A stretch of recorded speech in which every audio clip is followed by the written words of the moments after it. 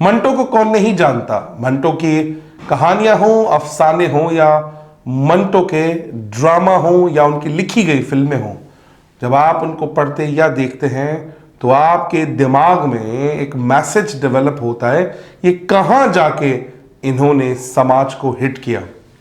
कुछ लोगों को इनकी बातें सुनकर या बातें पढ़कर दिमाग में गलाजत पैदा हुई, तो मंटो साहब कहते हैं कि अगर आपको मेरी कहानियां सुनने और पढ़ने में एतराज़ है तो शायद ये ज़माना ही काबिल एतराज़ है। तो उनकी कही भी बात मैं आज आपसे शेयर करता हूँ। एक क्लास में पढ़ाते हुए इन्होंने कहा कि मैं काली तख्ती पर सफ़ेद चौक से इसलिए लिखता हूँ कि उस काली तख्ती को नुमाया कर सकूँ।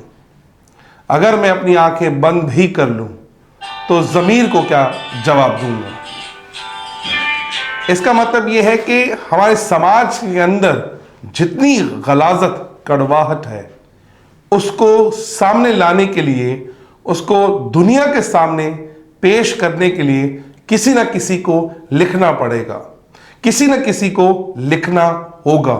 तो मैंने उन कहानियों को जो आम मर्रा की जिंदगी में हो रही हैं, जो वाकयात जिंदगी में हो रहे हैं, मेरा फर्ज बनता है मैं उसे लिखूं। चलो नहीं लिखता, मैं इग्नोर कर देता हूं, अपनी आंखें बंद कर देता हूं, लेकिन मेरा ज़मीर मुझे मलामत करता है, इसलिए मैं उन चीज़ों को लिखता हूं। आखिरी स्टेटमेंट कह के इस वीडियो का इख्तिताम करते हैं। उन्होंने कहा कि नीम के पत्ते कड़वे ही सही, नीम के पत्ते कड़वे ही सही, खून तो साफ करते हैं।